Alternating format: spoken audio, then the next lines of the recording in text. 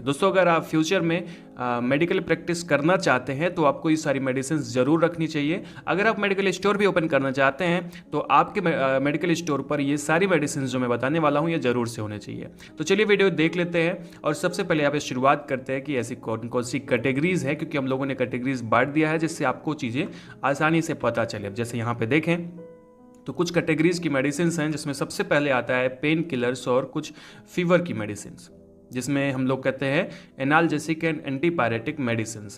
दूसरी कैटेगरी यहाँ पे हमने रखी है कफ और एंटी एलर्जिक मेडिसिन की। तीसरी होती है वोमिटिंग एंड गैस की। इसकी कुछ मेडिसिन जो आपके पास होनी चाहिए, क्योंकि ये सब कॉमन प्रॉब्लम्स हैं। कुछ कॉमन एंटीबायोटिक्स जो कि ज़्यादातर यूज किए जाते हैं वो कौन से हैं। उसके बाद कुछ अलग से मेडिसिन जो कि आपको अपने पास ज़रूर रखने चाहिए, मिसलिनियस या अदर में हम लोग उसको देख लेंगे। तो चलिए वीडियो की शुरुआत कर लेते हैं और सबसे पहले देखते हैं ऐसी कौन कौन सी पेन किलर्स और फीवर में यूज़ होने वाली मेडिसिन आपके पास होनी चाहिए। जिसमें अगर हम फीवर की सबसे पहले बात करें, जिसको हम एंटीपायरेटिक मेडिसिन भी बोलते हैं, उसमें आपको पता है कि एक ही मेडिसिन ज़्यादातर यूज़ होती है जो कि है पैरासीटामॉल, जो कि 500 mg में यूज़ होती है और 650 mg में यूज़ होती है। तो आप इसको अपने पास ज़रूर से रखेंगे और इसमें आप कोई भी ब्रांड ले रख सकते हैं। अगर जेनरिक मिल जाती है, कोई सस्ती ब्रांड मिलती है तो आप ज़्यादा उसको रखें तो ज़्यादा अच्छा रहता है, क्योंकि आपको पेशेंट को भी देखना होता है।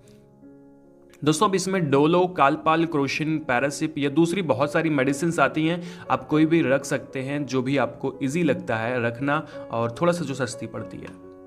दूसरी अगर हम कैटेगरी की बात करें जो कि है पेन किलर, जिसको हम लोग एनाल्जेसिक मेडिसिन भी कहते हैं, इसमें अगर हम ध्यान से देखें तो क्योंकि जब पेन किलर्स हम लोग लेते हैं तो उसमें पैरासीटामॉल भी लेते हैं, क्योंकि पेन के साथ में हल्का सा फीवर भी आपको होता है। तो इसके लिए जो सबसे अच्छी मेडिसिन एक्चुअली पेन किलर अगर देखा जाए तो अगर प्लेन पेन किलर की बात करें तो एसिक्लोफिनेक होता है, डाइक्लोफिनेक होता है, बहुत सारी चीज़ें होती है, निमोस्लाइड होता है। पर अगर थोड़ा सा आपको फीवर है तो उस टाइम पे आपको ये रखना पड़ेगा मेडिसिन, अगर पेशेंट को थोड़ा सा फीवर है, जिसमें एसिक्लोफिनेक 100 mg, पैरासीटामॉल 325 mg मतलब 325 mg इसकी जो मेडिसिन होती हैं वो आपको रखनी होती हैं। इसकी जो फेमस ब्रांड है वो जीरोडॉल पी के नाम से आती है। पहले 325 की जगह हम लोग जो देखते थे कि पैरासीटामॉल 500 की आती थी, पर अब जो है 325 ही आती है, क्योंकि उसका जो साइड इफेक्ट होता था वो ज़्यादा होता था। नेक्स्ट जो मेडिसिन होती है, अगर आप किसी भी पेशेंट को पेन हो रहा है, थोड़ा सा बहुत घाव है, हल्का बहुत फीवर है, तो उस टाइम पे ये मेडिसिन दी जाती है जो कि जीरोडॉल एसपी के नाम से फेमस है, जिसमें एसिक्लोफिनेक होता है, पैरासीटामॉल होता है और सेरेटियोपेप्टाइडेज होती है। तो आपको ये मेडिसिन पेशेंट को देनी होती है, क्योंकि ये मेडिसिन बहुत कारगर होती है उस कंडीशन के लिए। अगली जो मेडिसिन है वो निमोस्लाइड है और पैरासीटामॉल है। इसे पेन किलर है और फिर हल्के से फीवर के लिए है।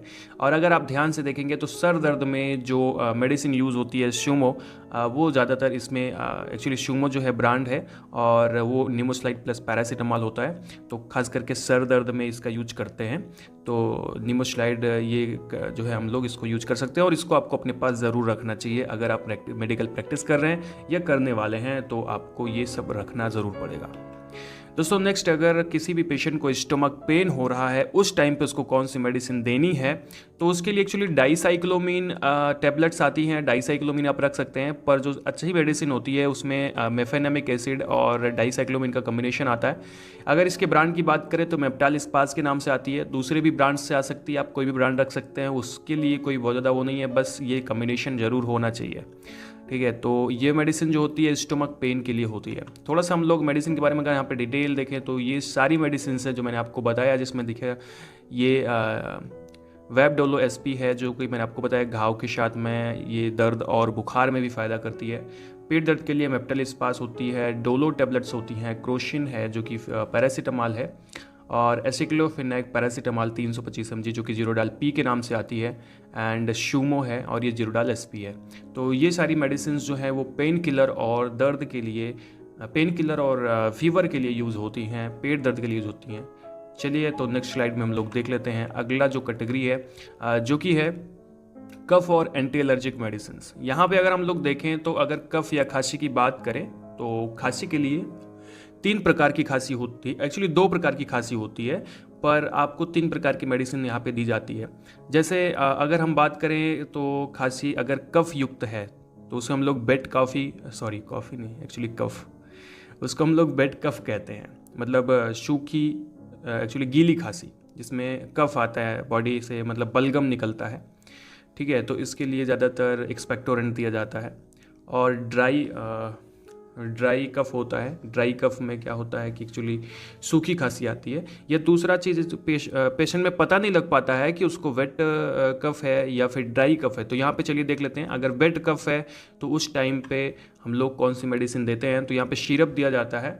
तो कौन सा सिरप होता है, तो टर्ब्यूटालिन एंड ब्रोमाक्सिन HCl सिरप होता है, जो कि आपको अपने पास रखना चाहिए। अलग अलग ब्रांड से आता है, तो आप कोई भी ब्रांड रख सकते हैं। अच्छा देखो, ये जो है ना, ये एक एक्सपेक्टोरेंट होता है जो कि कफ को खींच करके बाहर निकालता है अंदर से। अगला होता है ड्राई कफ। अगर आपको किसी पेशेंट को सूखी खांसी आ रही है तो उसके लिए डेक्स्ट्रोमेथार्फेन हाइड्रोक्लोराइड क्लोरफेनरामिन मैलिएट सिरप होता है, तो उस पेशेंट को दिया जाता है। अलग अलग ब्रांड से आता है, आप कोई भी ब्रांड दे सकते हैं। ये मैं आपको बार बार कह रहा हूँ, जो भी ईजी हो, मतलब जो भी थोड़ा सा सस्ता हो, आप उसको दे सकते हैं। अब अगर यहाँ पे देखा जाए कि कफ के बारे में पता ही नहीं कि भाई साहब को कौन सा कफ हुआ है, तो उस कंडीशन में आपको एक सिरप आती है, ये सिरप आप दे सकते हैं पेशेंट को, जो कि dextromethorphan hydrochloride chlorpheniramine maleate and guaifenesin and ammonium chloride syrup होता है, जो कि पेशेंट को दिया जा सकता है उसको पीने के लिए, और ये अच्छा कारगर होता है। तो ये पेशेंट को दे सकते हैं, जो कि खास करके खांसी के लिए है। अभी थोड़ा सा आगे बढ़ते हैं और देखते हैं कुछ एंटी एलर्जिक मेडिसिन जो कि इसी कैटेगरी के अंदर आ रही हैं, जो कि आपके पास होनी ही चाहिए। तो इसमें पहली चीज़ तो भैया बता दें कि सबसे ज़्यादा यूज़ होती है सिट्रीजिन। तो सिट्रीजिन जो है वो ज़्यादातर यूज की जाती है एलर्जी में, तो ये मेडिसिन आपके पास होनी चाहिए। सस्ती सी मेडिसिन है तो होती भी है। सिट्रीजिन के साथ में एबिल भी रख सकते हैं। अगर किसी को ज़्यादा शिकायत देखने को मिल रही है एलर्जी की, तो उसको हम लोग एबिल भी दे सकते हैं। अब यहाँ पे बात कर लें कॉमन कोल्ड की, तो कॉमन कोल्ड भी एक प्रकार की एलर्जी होती है। तो कॉमन कोल्ड में भी हम लोग सिट्रीजिन दे सकते हैं, फेनरामिन मैलिएट मतलब एबिल दे सकते हैं। एंड ज़्यादातर जो इसमें दिया जाता है वो विकोरिल दिया जाता है। विकोरिल में अगर आप ध्यान से देखेंगे तो हल्का सा पैरासीटामॉल एंड फेनरामिन हाइड्रोक्लोराइड होती है, और क्लोरफेनरामिन मैलिएट भी होती है। तो कहने का मतलब ऐसे बंद नाक में ये जो थोड़ा सा फ़ायदा करती है, तो ये मेडिसिन भी आप दे सकते हैं कॉमन कोल्ड में। नेक्स्ट स्टेप पे आते हैं, नेक्स्ट स्लाइड पे, और यहाँ पे देखते हैं कि कुछ और दूसरी मेडिसिन जो कि वोमिटिंग और गैस के लिए है। तो यहाँ पर अगर हम बात करें वोमिटिंग के लिए कौन सी मेडिसिन दी जाती है, किसी पेशेंट को उल्टी हो रही है तो उससे ओनेसेट्रॉन 4 mg की टैबलेट्स आती हैं, तो आप इसको दे सकते हैं। कोई भी कंपनी की दे सकते हैं, वही काइंड आती है इसकी, तो उसको दे सकते हैं, कोई दे सकते हैं। डोमपेरिडोन DT दे सकते हैं। ये दो मेडिसिन में से एक मेडिसिन दी जाती है वोमिटिंग के लिए। पहले हम लोग डोमपेरिडोन देते हैं, ये डिस्पर्जेबल टैबलेट सही नहीं होता है तो ओनेसेट्रॉन भी दे सकते हैं, या फिर कोई भी आप पहले दे सकते हैं, उसमें कोई प्रॉब्लम नहीं है। यहाँ पे अगर हम बात करें गैस की, जो कि एक नॉर्मल सी प्रॉब्लम है, तो अगर किसी भी पेशेंट को गैस है या कोई ऐसी मेडिसिन दे रहे हैं जिससे कि गैस बन सकती है, तो उस टाइम पे हम लोग रेंटिडीन टैबलेट देते हैं, जो कि जेंटेक, रेंटेक, एसिलॉक इन सब के नाम से आती है।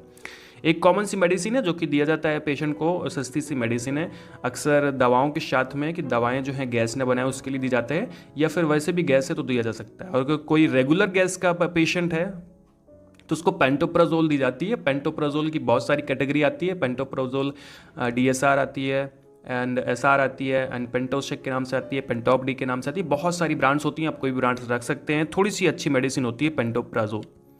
तो ये तो हो गई वोमिटिंग और गैस की। बढ़ते हैं नेक्स्ट स्लाइड की तरफ और बात कर लेते हैं कुछ एंटीबायोटिक मेडिसिन की। तो एंटीबायोटिक सबसे इंपॉर्टेंट होती है अगर आप प्रैक्टिस कर रहे हैं तो, क्योंकि यही जो है ज़्यादातर अक्सर बीमारी को ठीक करने का काम करती है। इसमें हम लोगों ने 4 एंटीबायोटिक लिए हैं, जिसमें सबसे पहला है सिप्रोफ्लॉक्सासिन, आपके पास होना चाहिए। सिप्रोफ्लॉक्सासिन ठीक करता है। एंड जो ज़्यादातर यूज किया जाता है वो होता है एमॉक्सिसिलिन पोटेशियम क्लेविनेट, तो ये मेडिसिन भी आपके पास होनी चाहिए, ये भी दिया जाता है कई बार। एंड ओफ्लॉक्सासिन ऑर्निडाजोल, ज़्यादातर ये भी दिया जाता है, ये भी आपके पास होना चाहिए। और लास्ट में सिफिक्जिम आपके पास होना चाहिए। ये 4 एंटीबायोटिक तो बिल्कुल आपके पास होनी चाहिए। इसके अलावा भी थोड़ा बहुत रख सकते हैं, पर ये ज़रूर रखना चाहिए क्योंकि कॉमनली यही सब यूज़ की जाती है।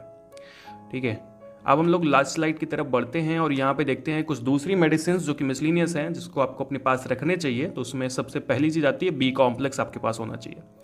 B कॉम्प्लेक्स में बीकासूल आता है और इससे बहुत सारी जो है मेडिसिन होती हैं, आपको नॉलेज होगा इसके बारे में थोड़ा बहुत। ये मेडिसिन जैसे मुंह के छाले में दी जाता है, या B कॉम्प्लेक्स की कमी हो गई है, ठीक है, उस टाइम पे दिया जाता है।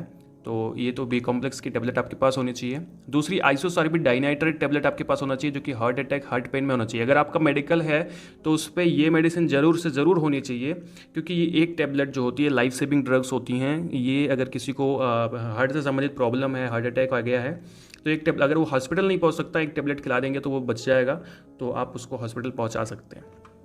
अगला, एनिमा ज़रूर होना चाहिए आपके मेडिकल स्टोर पे आपके, अगर आप प्रैक्टिस कर रहे हैं, क्योंकि ये कॉन्स्टिपेशन में दिया जाता है। जब किसी को कॉन्स्टिपेशन या कब्ज की शिकायत होती है तो उस टाइम पे एनल कैनाल में जो है आपको ये एनिमा लगाना होता है, जिससे वो उसका जो कॉन्स्टिपेशन है वो ठीक हो जाए।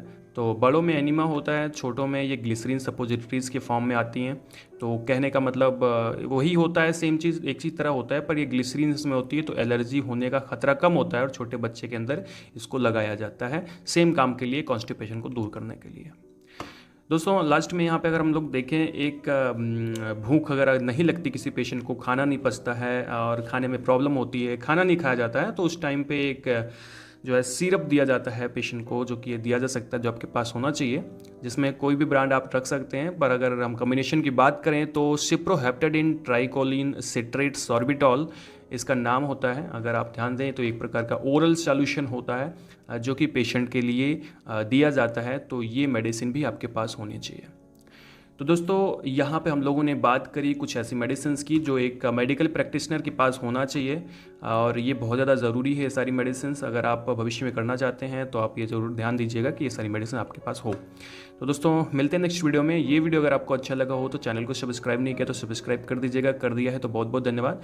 दोस्तों इस तरह के मेडिसिन के वीडियो देखने के लिए, शॉर्ट वीडियो देखने के लिए हमें इंस्टाग्राम पर फॉलो कर सकते हैं, वहाँ पर हम लोग शॉर्ट वीडियो अपलोड करते रहते हैं। पूरा वीडियो देखने के लिए बहुत बहुत धन्यवाद।